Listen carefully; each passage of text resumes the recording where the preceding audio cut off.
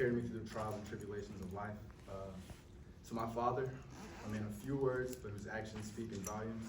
For the past 3 years, you've been my quiet constant, my compass, my guide to excellence. Your wisdom, your calm, your work ethic, they live in me. Without them, I wouldn't be standing here today. And it doesn't hurt that everyone under the sun seems familiar too. To my mother, who has battled illness for as long as I can remember, yet still found a way to make sure I was cared for, dressed with dignity, and loved beyond measure. You taught me that compassion is a strength, not a weakness, and that resilience can wear a soft smile. I love you. To Dr. Violent, who believed in me long before I knew how to believe in myself.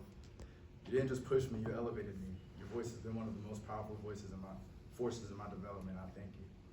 To the Hilton Head Island Bluffton Chamber of Commerce, thank you for helping me discover the professional within. You all taught me how to walk into any room with confidence, how to serve with purpose, and how to lead with vision. And to Mr. Bill Miles, I don't think he's here today, but he's been such a light for me. His leadership's been a blueprint. His energy's contagious, and his standards unwavering. It's been a privilege learning from him. And Mr. Tom Hens, Tom, I mean it when I say thank you. You threw me into the fire day one. That first meeting of the Military Alliance Subcommittee, sat down for like 8 seconds. You're like, yeah, get up here and debrief us. I'm like, all right, cool.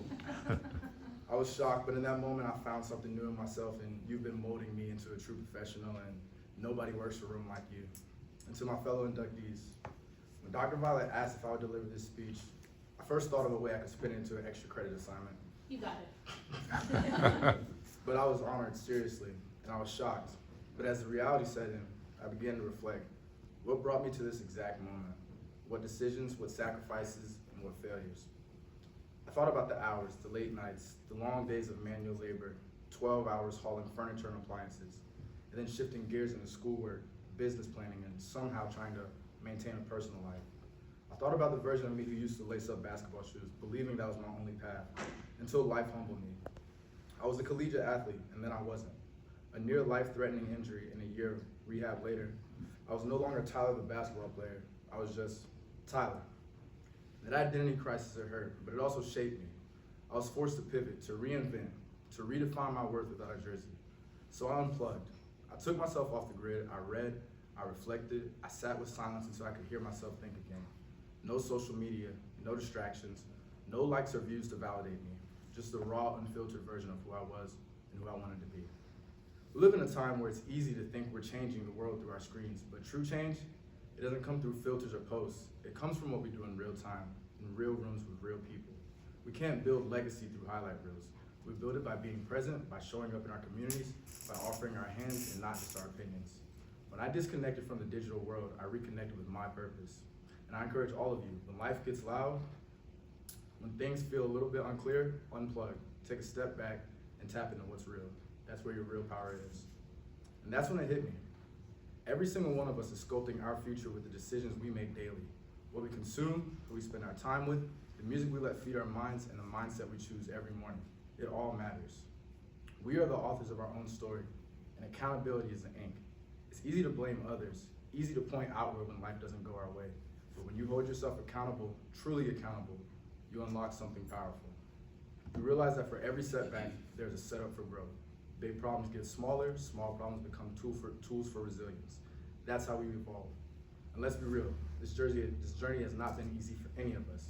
We grind, we sacrifice, we stretch ourselves thin between work, school, dreams, and expectations. And sometimes it feels like no one sees it, like our effort is invisible. But trust me when I say, your hard work does not go unseen. We work hard to exhale in moments like this. We earn these pauses, these breaths, this room, and this honor. Lambda, 3 Greek words stand for logos, pathos, and ethos, the foundation of our communication through logic, emotion, and ethics. These principles don't just define our discipline, they define how we move through the world. But more than that, it's a symbol of what we've endured and who we've become. We've developed our voices. We've learned how to listen with intention. We study communication not just as a skill, but as a bridge to understanding, healing, and leadership. What unites us in this room isn't just intelligence or talent, it's discipline. It's the willingness to pay attention to the small things, to show up with purpose, to put effort into every task, whether someone is watching or not. It's the intentionality behind our communication, the way we take our studies and turn them into action. It's the nights we chose growth over comfort, and the mornings we kept going when we felt like stopping. We didn't arrive here by accident. We got here because we paid attention to detail, embraced discomfort, and remained focused when it would have been easier just to drift. That is the spirit of a true leader, and that is what I see in this group. But now we stand on the edge of something bigger. Some of us approaching graduation, and others senior year. I want to leave you with this. Live life the right way. Use what we've learned not just to succeed, but to serve. Not just to inform, but to impact. Be the person who brings peace into chaos. Be the one who speaks with purpose even when it's hard. Emanate what you hope to receive. And most importantly, don't wait to become who you dream of being. Don't wait for a title or a job or someone's approval. That version of you, it begins right now. I am proud of who I've developed into over the years, and you all should be too. We have overcome obstacles that could have buried us, and yet we're here. Not just surviving, but thriving. Each of us carries a story of strength, sacrifice, and growth that deserves to be honored. So what do we do with this honor? We celebrate, we reflect, and then we get back to work. We build, we speak, we listen, and we lead. We are the future of communication in a world begging to be heard. We are the translators between generations, the bridge between divided cultures, the voice that rises when silence is no longer an option. Keep your receipts, not just of the wins, but of the sacrifices, the quiet victories, the resilience that no one clapped for. That's what defines you. So to my fellow inductees, this is your moment. Own it, stand in it, and then keep going. Thank you.